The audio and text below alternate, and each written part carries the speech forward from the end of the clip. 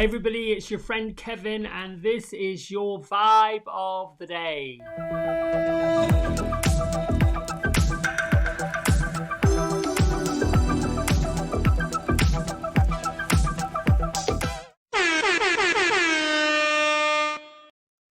I had to add that little bit in there because, as you know, today is the winter solstice when the was 21st of December 2021. So right there are all these lovely numbers 12, 21, 21, which all really kind of comes up to the number 3. But basically in numerology, 21 is duality within individuality, but that's numerology.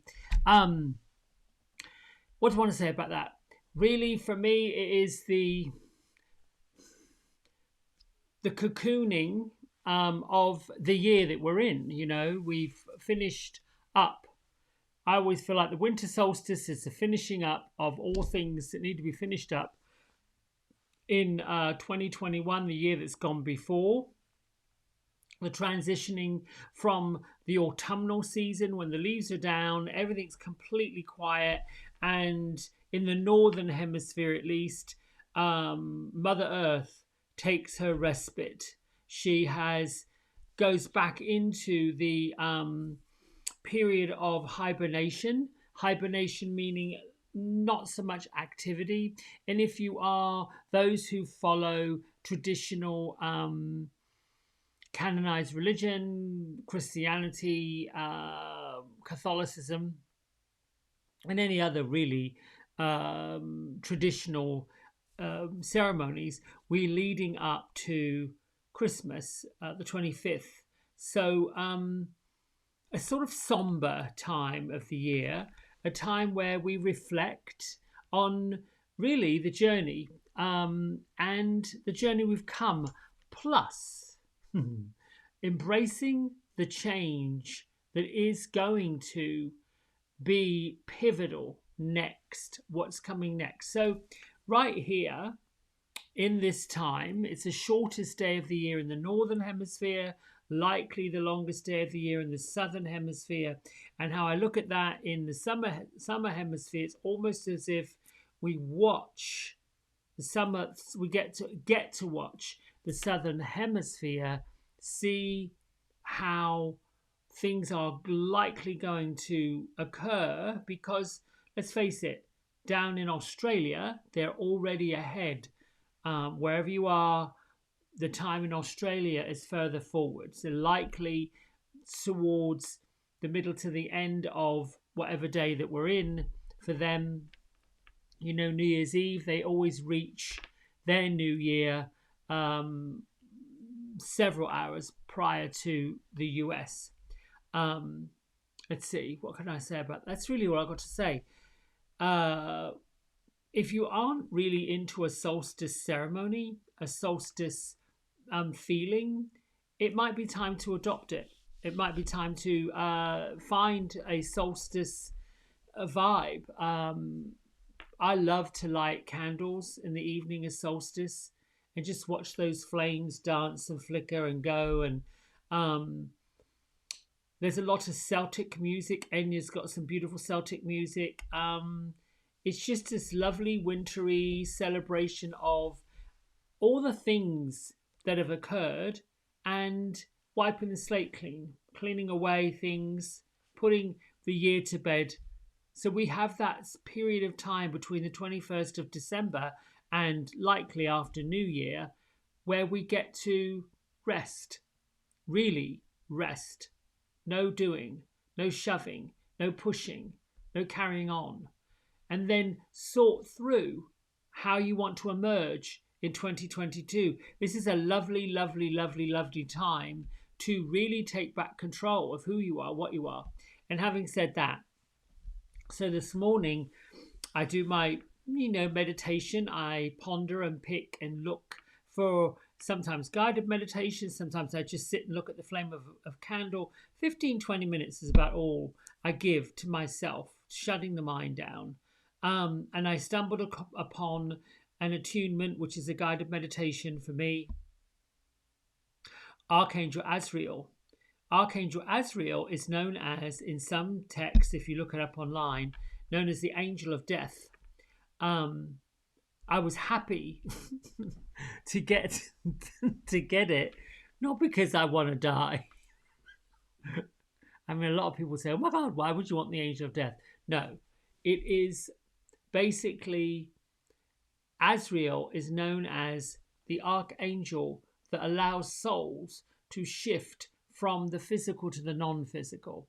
And when you get them, if you are, or when you attune with it, and align with it, or with him, that angelic force sort of brings about the expansion, brings about the transition, and brings about the transmutation. For me, when I got this and I'm listening to it and I'm watching the beautiful fiery red flame that came up, it's a bit like the phoenix. The phoenix burns off and then comes back up. So it's not an accident that today, of all days, I should be clued into Archangel Azrael and the transformative phoenix rising energy of something about to be renewed, something about to be expanded. For me, it's heart space. For me, it's love space. For me, it's more so coming from the inside, putting to bed, wrapping up the things about myself that I have denied, the things about myself I'm not buttoned up about, and things about myself I need to embrace. So there you go. Right, let's get right to today's card and today's message. Let's go over to this camera. I'm still going to use these lovely fairy cards from Radley Valentine. I got Radley Valentine's astroscope. Or taroscope, I think he calls it an astroscope. Go to radleyvalentine.com. He's got a monthly forecast where he pulls cards from his decks. Angel Messages is the cards he used this month. And he gets one card for every sign and explains who they are. Okay. Angels, archangels, ascended masters, fairies of the earth, father of the sky, mother of the earth. Thank you for revealing to us what we need to know.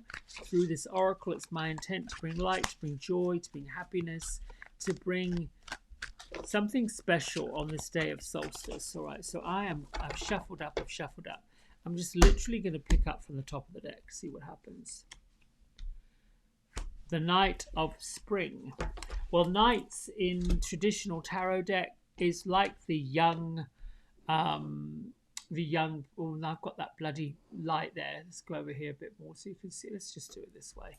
It might be better to do it that way. I'll fix those lights later. Whoop, there we go.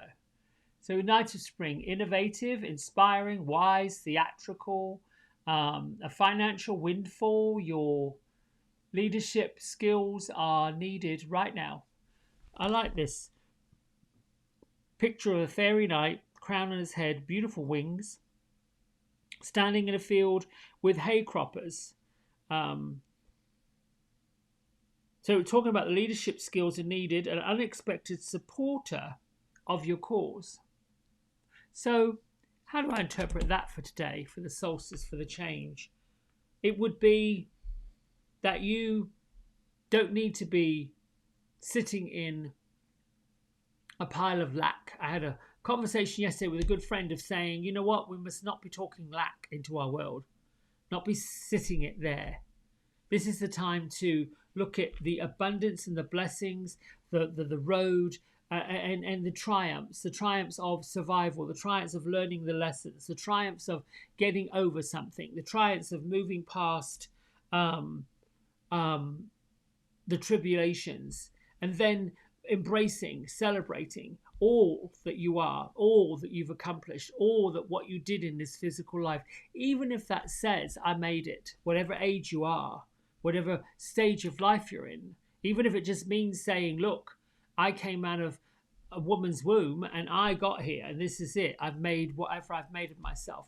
That is not the energy that you say, well, this is what I've got to do all my life. If I don't do it, nobody else will. That's a little bit on the line of control. as trying to control narrative. No, having the foresight to say, listen, I did it. I got there. I made it here. I'm doing it. I'm doing what I need to do. Plus, I want to say this. If you're on the verge of launching something, birthing something, finishing something, ending something, or you're stuck in that place of, you know in your heart, you've known in your heart that this has to stop, this has to end, I want this flushed out, this is the perfect day, and this is the great card to do it. This night of spring, innovative, inspiring, wise, theatrical, is saying, come on, it's time to go. It's time to make these choices. It's time to get your plan together. Nothing wrong with sitting and thinking and tolling and wondering. That's good. That's planning. Use your visualization skills to see it, feel it, smell it. But if it's something you really want, you have to feel yourself in it. Talking it is wonderful, providing you then feel into it. Feel what it feels like. Write down in your journal. What's this smell like? What's it like when I get my first check for whatever it is you've opened up your business? What's it going to feel like when I see the sign above the door? What's it going to feel like when the landlord hands me the keys and said, here you go, this is your new place? What's it going to feel like when thunderous people come? I'm thinking about somebody who might be opening up a gift shop or a store or a restaurant or, hey, in my case, a hair salon. Those feelings that you have the power within you and without you to attract everything you want. You've got to be that night of spring. You've got to get that spring in your step. You've got to go through your closets. Get rid of all the stuff that is just not really making you look brilliant that you need to. All right. Let's read from Journey to the Heart. I don't know what that was. Oh, it was a bookmark. Oh, well. Let's see. Let's go to... This is almost the end of the book, and I'm really not sure what I'm going to do from here on out. I've been trying to sort of rack my brain into saying, what should I read from every day, do every day? And my mind is thinking that I'll do the 12 laws of transformation for each month of the year. That'll take some planning, but I might do it. All right. Reduce your stress is what today's message from Melody Beatty's book says. Stress can be caused by many things, a healing professional, said. It can be caused by toxins in the air, by food, by work, by money, or by love. And sometimes tension and stress are caused by reacting to old beliefs, the messages in your mind. We can always eliminate the situations that produce stress. We can always eliminate the situations that produce stress. Some stress in life is inevitable. It's part of being alive. Stress is often impetuous, moves us forward into growth, into emotional release and healing, into awareness and change. While we can't and don't want to eliminate all the stress in our lives, we can reduce its impact. We can eat foods we respond well to. We can monitor the quality of air we breathe.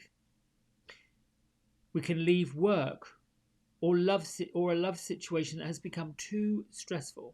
We can take better care of ourselves in those situations we choose to stay in. And we can work on changing stress, producing beliefs within ourselves. I can't measure up, I can't get the job done, I won't be liked, I can't trust myself. Many of these beliefs are outdated, reactions to other times in our lives, and now we know we have the power to change them. What's causing stress in your life? Do the things you can reduce stress in your life. Reduce as much toxicity in your environment and in yourself. Reduce as much of the negative impact in your life as you can. So now you know you've done this journey, you've arrived, You've got whatever it takes to make the changes. And as we move through, in my opinion, it's my opinion, I don't expect you to adopt it. As we move through this huge, big expansion of our world, emerge or be in the sheer magnitude of the expansion that's occurring. You can look at it in two ways. You can look at it like, oh my goodness, what in the world's going to happen next? And all of that ticker tape nonsense. Or you can look at it like, I am in awe at how this is even possible, at how this is even going to happen, at how this is even here. Always affirming that this is for your highest good. This is for everyone's highest good. And I'm going to get a little ratchet for a moment before I let you go. Listen, people, if you've got not people on here, I'm sure people listening into this aren't those people, but I started getting a little bit sort of ticked off. I was going through that place of, well, you know what, I'll just accept bad behavior. I'll just accept, the car that wants to run up on my tailpipe and cut me off, and you know what, they've got to go. I was that way. I'm going to call bull on that. Whoosh, be gone. If you cannot be for the highest good of other people, if you're not going to be polite, if you're not going to be decent, if you're not going to treat people with equal respect, you need to whoosh on out of here, because it's just not right. You just cannot be that way. It is just rude, and I don't know. It's just rude. And I think for now, I'm going to speak my mind when I hear and see that stuff going on. It's just not right. I'm not having it. I mean, you know what? I got a middle finger and I'm not frightened of using it. Okay, my friends, I love you. Have a great solstice. Oof, my last comment might get me in trouble. And until next time, be well. Bye.